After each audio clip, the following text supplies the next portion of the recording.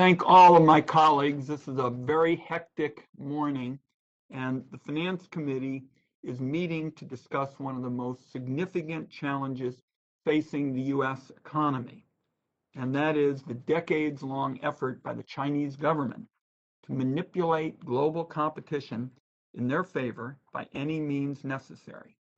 The Finance Committee is coming together to respond to this challenge with Democrats and Republicans on the committee working on new legislation that will take concrete steps to boost America's competitiveness and level the playing field for American workers and American businesses. This is a bipartisan effort. Senator Crapo and I have been talking in considerable detail about the core issues of how our country can outcompete China, cracking down on the use of forced labor, fighting censorship, protecting U.S. jobs by rooting out the counterfeiters, shoring up supply chains, including semiconductors and medical products, stepping up trade enforcement and oversight. This is going to be a significant bipartisan push on issues that are front and center for the Senate Finance Committee.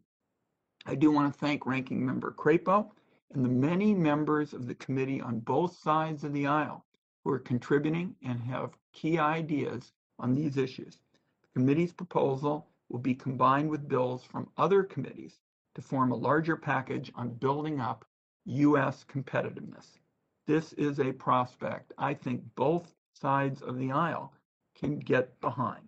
The trade ripoffs and underhanded tactics of the Chinese government and enterprises have grown at our expense, and they are well known. Massive unfair subsidies destroy any level playing field. Theft of innovative intellectual property, shakedowns of cutting-edge technologies, policies that meddle in supply chains and hurt our consumers and producers, the use of forced labor, absolutely reprehensible on its own, regardless of where it fits into international trade. With the Great Firewall and other sophisticated trade barriers, the Chinese government blocks 10,000 websites and a host of American digital service providers. For the few allowed to enter the China market, the price of admission is censorship. The overall result is untold losses for American companies and their workers.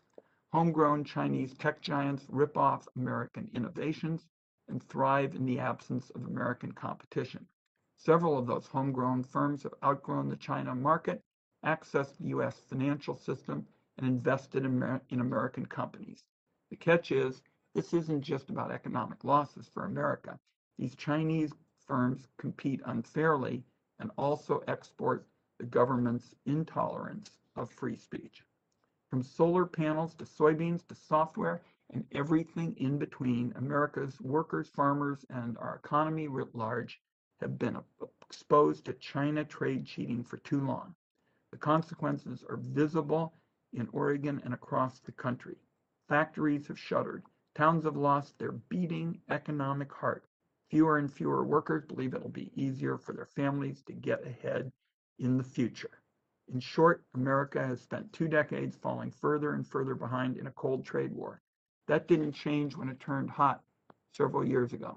The previous administration was right to throw out business as usual on trade with China, but their strategy relied more on what some might call internet muscles and tough talk than serious economic strength. The former president's mean tweets and angry statements didn't get results. The agreements the Chinese government signed mostly rehashed commitments it had already made and broken in the past. Their core trade ripoffs are ongoing. So today, this is about the Finance Committee building a bipartisan coalition to take a different tack. We're pleased to have an opportunity to address these important issues. We've got excellent witnesses. We'll introduce them shortly.